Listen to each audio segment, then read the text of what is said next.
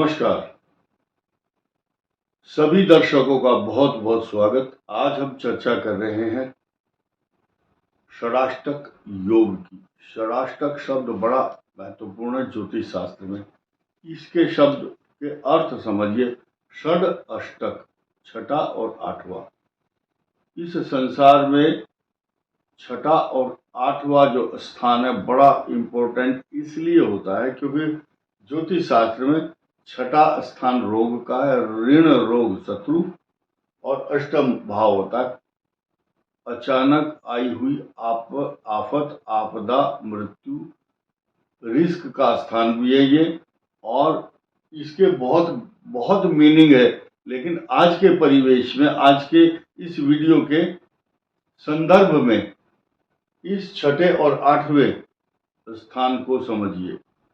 और ये छठा स्थान और आठवां ये कर्क के लिए नहीं है, ये तो सिर्फ आपको रख करके दिखाया गया है कि मंगल यहाँ बैठा है कर्क में और इसका षडाष्टक योग राहु के साथ है। तो छठा और आठवां स्थान जरूरी नहीं है कि सिर्फ कर्क के लिए ही है, हर राशि का होता है, हर लग्न का होता है। फिलहाल आप ये समझें इस षडाष्टक योग के मायने क्या हैं आज की तारीख में, ये किन किन भावों को रिप्रेजेंट करता है और किन किन भावों को कष्ट देता है। फिलहाल देखिए ये लाल रंग का जो निशान लगाया हुआ टिक, रेड कलर से जो इंडिकेशन दिया गया है, ये जो हाउस है, इस हाउस के अलावा ये जो राशियां हैं 3, 4, 7 और उसके बाद 11, ये तो सीधे सीधे प्रभावित होती ही है। लेकिन आप देखेंगे ये राशि भी प्रभावित होगी, ये भी होगी, और सप्तम भाव भी होगा क्योंकि इस भाव के स्वामी शनि की राशि दूसरी ये है। और राहु एक ऐसा डिपार्टमेंट लेकर के बैठा हुआ है, ये मायावी भी है, इसकी कोई शक्ल भी नहीं है, ये अपना काम पूरा करता है और शास्त्रों में इसको मान्यता बहुत हाई लेवल पर दी गई है। चंद्र राहु, सूर्य राहु, चंद्र केतु, सूर्य केतु, इनकी वजह से बनते हैं ग्रहण योग और अस्तित्व में है, इसलिए इसको मान्यता दी गई है सृष्टि में। 18 वर्ष की महादशा, 18 वर्ष बहुत होते हैं। और ये बात अलग है कि ये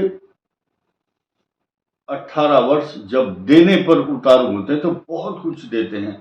मैंने अपने जीवन में अनुभव किया है, जिन आदमियों के रोजगार नहीं थे या उनको स्टेबिलिटी अगर प्रदान की है तो सिर्फ राहु ने की है 18 साल तक। राहु किस्मत को बदलने वाले हैं, और जिनकी किस्मत नहीं बदल रहे हैं वो अब ये सोच रहे होंगे ये झूठ बोल रहे हैं। ऐसा नहीं है। अगर आपको जो चीज नहीं मिली है तो हम ग्रह को दोष नहीं दे सकते। आइए जानते हैं इस मंगल ग्रह की अष्टम भाव पर दृष्टि, ये कुंभ राशि है, कुंभ पर भी दृष्टि है, कर्क के अष्टम भाव पर भी है, कर्क के द्वादश भाव मिथुन राशि इफेक्टेड हो रही है, सीधे सीधे इफेक्टेड होती है। और अगले महीने होने वाले कुछ परिवर्तन, अगला महीना कौन सा, जून का, तो ये जो राशि है मिथुन, इस पर बृहस्पति तो होंगे, लेकिन एक संयोग ऐसा आ रहा है कि मिथुन राशि पर आने के कुछ दिन के बाद, कितने दिन बाद, 27 दिन के बाद, 27 डेज के बाद यहां पर बृहस्पति अस्त होंगे और फिर ये जुलाई तक अस्त ही रहेंगे। 7 तारीख आज मतलब जिस दिन इनका टर्न आएगा मिथुन राशि में आने के बाद, 27 दिन के बाद, और 27 दिन के लिए ओनली फॉर 27 डेज ये ग्रह यहां पर अस्त भी हो जाएंगे। ऐसे समय पर जब सूर्य भी हो मिथुन पर, बृहस्पति भी हो, और बृहस्पति के साथ सूर्य का अस्त होना स्वाभाविक है, नेचुरल प्रक्रिया है, कोई बात नहीं। तो मिथुन के लिए कष्टदायक, कर्क को शुभत्व देता है मंगल। लेकिन अब ये चूंकि मंगल है और कुतो सुखम लिखा है, जब राहु अष्टम में आ जाते हैं और मंगल के साथ षडाष्टक योग बनाते हैं तो सुख की अभिलाषा, सुख की कल्पना नहीं कर सकते। रीजन क्या है? बृहस्पति ऐसे मौसम में है या ऐसे टर्न में है जब उन्होंने मृगशीर नक्षत्र, मंगल के नक्षत्र पर आकर अगले हाउस में जाने का निश्चय कर लिया। आपने देखा होगा जब किसी पद को भारी मतलब पद रिक्त होता है किसी का और उसको भरना है तो कुछ समय का गैप होता है। कई बार मतलब हस्तांतरण, सत्ता का परिवर्तन, सत्ता का हस्तांतरण, सत्ता परिवर्तन हो रहा है, तो ये स्थिति अच्छी नहीं होगी। अब ये देखिए, ये यहाँ टिक लगा हुआ निशान, मंगल ग्रह तुला राशि, ये आग का अंगारा है और तुला राशि को आप ये समझिए घी होता है जैसे सॉफ्ट मुलायम, जरा सी उष्मा और गर्मी के कारण पिघल जाता है घी। या ये समझिए एक बोरी भर करके कॉटन रुई को ले और एक माचिस की तिल्ली उसको दिखाओ तो वो जल जाएगी। ये शुक्र की राशि है, सेंसिटिव है ये। और आज की तारीख में तुला को अगर कोई रोग देगा तो ऐसे रोग देगा जहां सिकाई होती है। सिकाई मतलब जहां लेजर से ऑपरेशन होना या रेडिएशन से सिकाई करना, ये सब प्रॉब्लम मंगल के कारण होती है। किसी को जॉइंट प्रॉब्लम है, किसी को रूमेटाइड आर्थराइटिस है, किसी को ऑस्टियो आर्थराइटिस है, वहां भी सिकाई होती है। ध्यान से सुनना, क्योंकि ये मंगल का यहाँ पर असर और प्रभाव है। अब ये भाव इफेक्टेड हुआ, ये इसलिए बताया था पहले कि इसका स्वामी नीच राशि में है, शुभ ग्रहों से दृष्ट नहीं है, और शुभ ग्रह की हद्दा शब्द बताया हूं।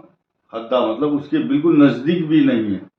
इसी ग्रह की दृष्टि यहां पर भी होगी मकर पर। मकर जो है, मकर पर उच्च दृष्टि है ये भाव पर, लेकिन इस भाव पर दृष्टि उच्च मानी जाती है। अब ये बृहस्पति अपना प्रभाव इसको छोड़ करके जा रहा है, या बृहस्पति देव का अगली राशि में परिवर्तन होगा।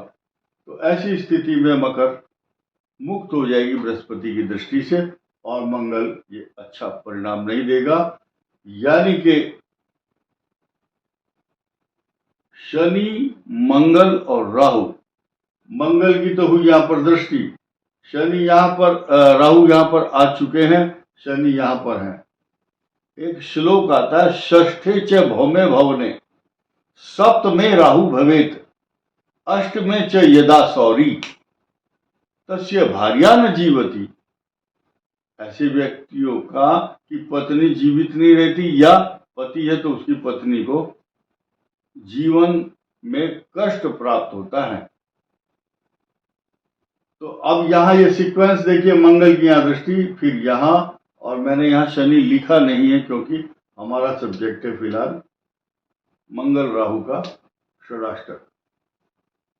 अब आइए सीधे सीधे इस भाव पर, ये कष्टकारक, और ये इसलिए ये कष्टकारक नहीं है। ये भाव या तो शनि है, शनि का प्रभुत्व है, और ये भाव इसलिए कष्टकारक क्योंकि इस भाव का स्वामी ही तो बना रहा है षडाष्टक, तो ये इसका स्वामी है मंगल।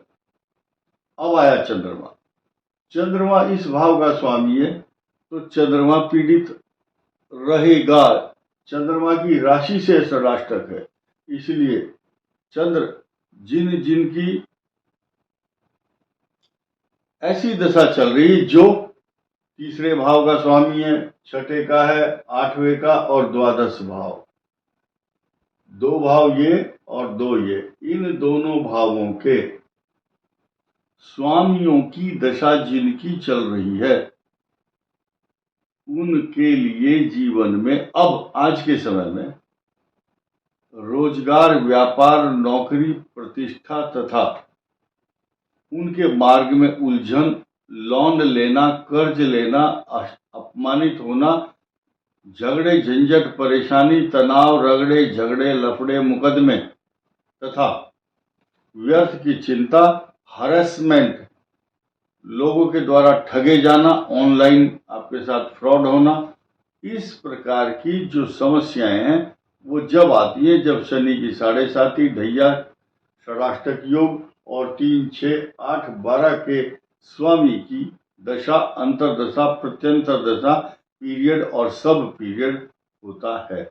इस वीडियो में इतना ही। धन्यवाद। नमस्कार।